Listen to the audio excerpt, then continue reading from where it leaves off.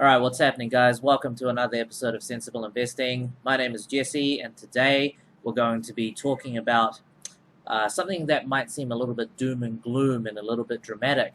Now, this video was actually going to be part 2 of my Evolent Health Analysis video, but I thought it'd be important to cover this topic first before I make the Evolent Health video, because I know that the majority of you who are watching my channel are either holding Chinese stocks listed in the USA, or are interested in Chinese stocks and adding them to your portfolio, or both. So just thought I'd make this video and really give you my comments as to what I think is going to happen, okay? So you guys might be thinking, okay, what's going on? Like, as the Chinese market's crashing, did they not come to a deal for the trade war? Like, what's going on, right? And so today we've got the following topics to cover. So first, I'm going to start off by covering what happened and what has caused me to make this video. Second, we're going to talk about who does what happened affect, and what does this actually mean, right? So the implications of what might happen as a result of what's happened. Sorry, this sounds a little bit roundabout, and once we get into the video, it all makes sense. And then we're going to be talking about the probability of the implications actually happening as a result of this event that's happened. And then we're going to end by talking about what I'm doing with my Chinese stocks, whether I'm holding, buying, more, selling, what am I doing, right, guys? So look, on Friday, the 27th of September, as you can see, these Chinese stocks and these Chinese ETFs and pretty much any Chinese stock which had anything to do with China and being listed on the USA basically got completely sold off, okay? So you guys might be saying, okay, the trade wars escalated, that's why everybody sold the stocks off. As you probably predicted, it did have something to do with good old Donald Trump, because, basically this is what happened, okay? So I'm going to just read you an extract from the business news section from Thomson Reuters, and then you guys can see why the sell-off happened at that time of the day, and and I think it's going to continue getting sold off, continuing into next week. Okay, guys. Okay, so the Trump administration is considering delisting Chinese companies from the UX stock exchanges. Okay, so 3 sources briefed on the matter said this on Friday. Now, this is obviously part of the ongoing trade war that's been going for some time. And I think that, Trump's getting a little bit antsy to make a deal. That's why he's, posturing so much and really just trying to put the heat on China to sign the deal, okay? And as a part of the strategy, not just attacking the Chinese economy, but he's obviously attacking the Chinese companies, which, as a result, if these companies hurt, then the Chinese economies will hurt, because these are some major companies listed on the US stock exchange, okay, guys? Now, the move basically will be a part of an effort to limit investment into China, and by that I mean not helping pump money into these companies, which are, obviously according to Trump, is stealing valuable IP from American companies. Okay, so that's sort of the whole purpose of this. The first part of this started in June of last year, where the lawmakers, June of this year, where the lawmakers actually wanted to put out a bill which forces the Chinese companies and Chinese auditors who submit reports, financial reports, 10K, or not 10K, well, you've got your 20Fs, even though when the Chinese authorities have submitted it and they said, hey, look, it's audited by us, it's audited by our auditors, the US want to pass a bill where they say, no, that's not good enough. We're going to get our auditors to audit your stuff, and then if you're not happy with that, well, we're just going to delist you, okay? So this is sort of an escalation from what's happened in June as of this year. Now, according to the article, it says that this is a very high priority for the administration, and basically the companies who are non-compliant will basically face the risk of getting delisted. Now, according to the article, it says that any plan to delist Chinese companies from the American exchanges, it has to go through Trump's approval.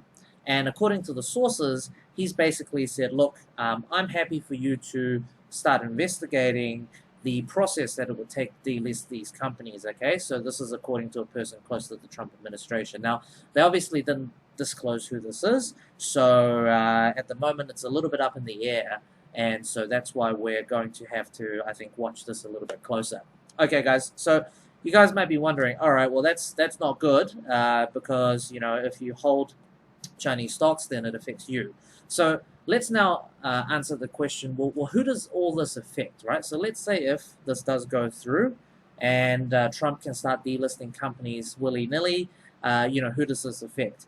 And in short, this basically affects anyone and everyone who has exposure to the 156 companies listed on the US exchanges, okay? So we're talking, you know, the NASDAQ, the New York Stock Exchange, we're talking the over-the-counter, maybe it doesn't include the over-the-counter markets. Maybe it's only the NASDAQ and and New York Stock Exchange. So look, if you guys know, it'll be good to, you know, for you to leave a comment.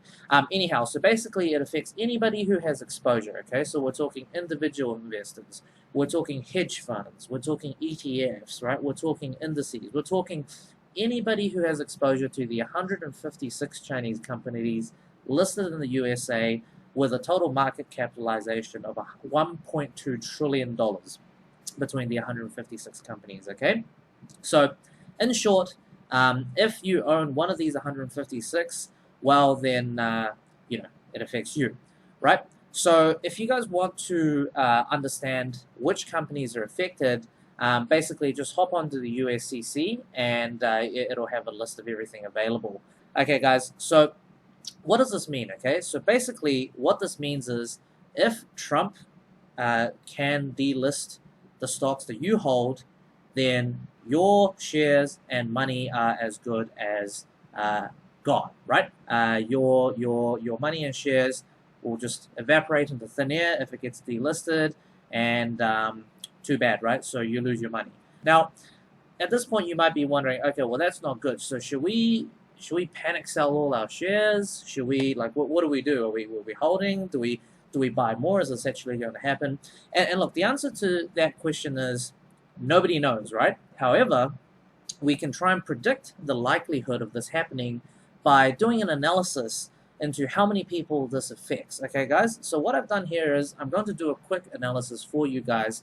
Now, obviously, the variance in this is going to be high because nobody actually really knows how many investors in the US there are, let alone how many investors are holding Chinese companies, either through their super funds, you know, through ETFs, through hedge funds, or just through being individual retail investors, okay, guys?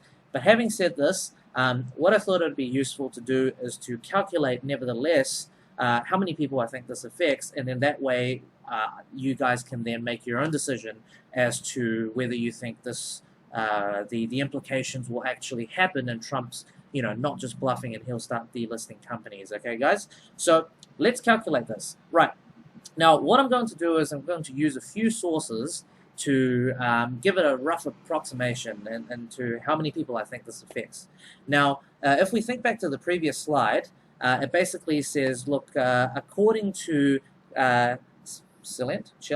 according to Chelland Oliver Wyman, or whatever the name of that firm is, they estimate there's about 49 million people invested in the stock market in the USA, okay?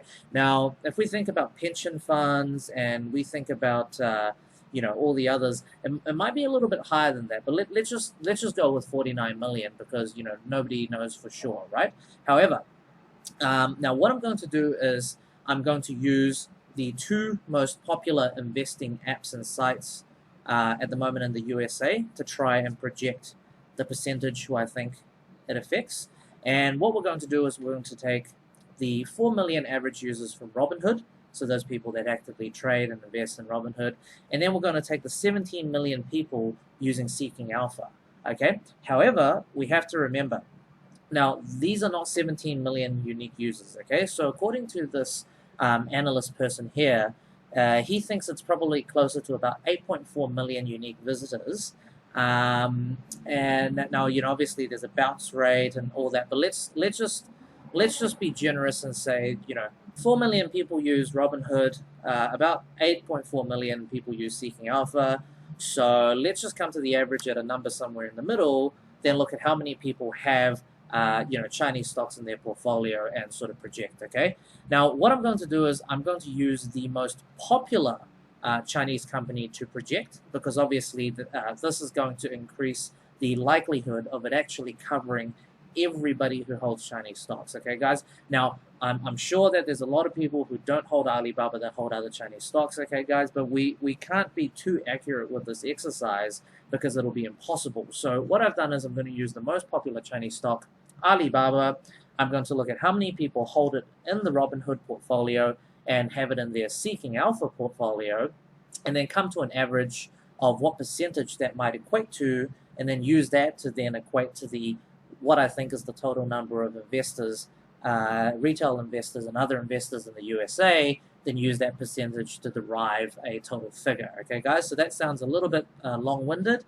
Basically, if you look at the spreadsheet, it'll make sense. Okay, guys? So what I've done is I've done this. Okay, so as you guys can see here, 4 million users in Robinhood, 8.5 million users in Seeking Alpha, 122,000 hold Alibaba and Robinhood, and 345,000, almost 346,000 hold Alibaba and Seeking Alpha, okay?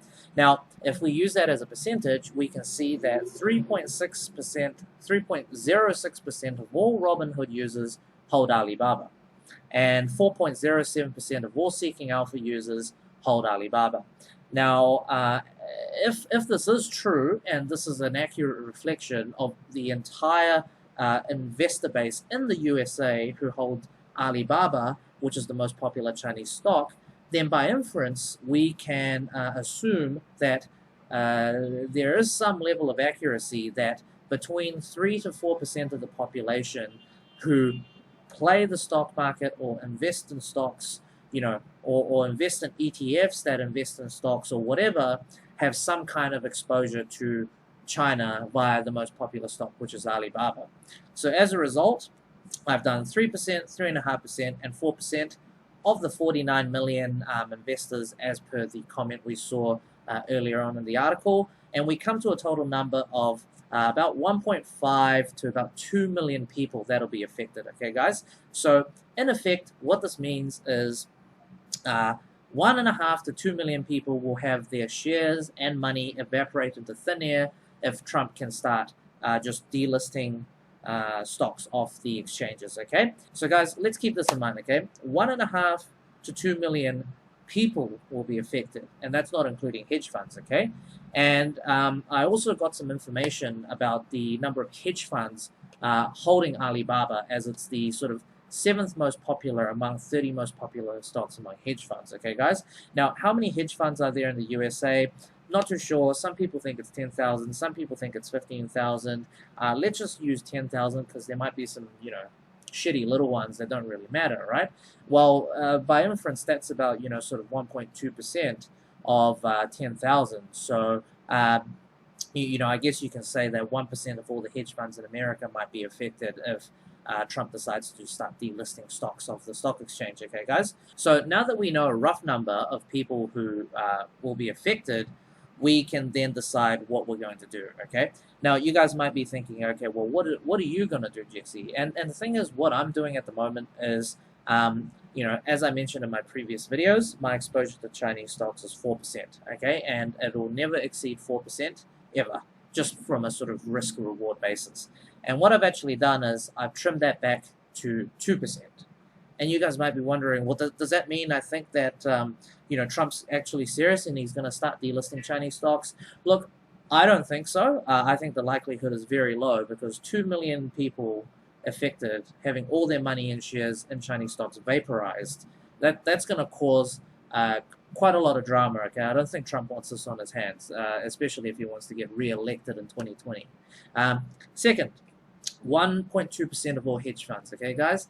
Now, that might affect a lot more than 2 million people if a lot of hedge funds hold Chinese shares in people's super accounts. Right, guys? So, I don't actually think the likelihood of Trump going through and starting to just delisting Chinese stocks is likely, But the reason why I'm reducing my exposure from 4% to 2% is because, look, the answer is simple, okay? The trade war has nothing to do with trade.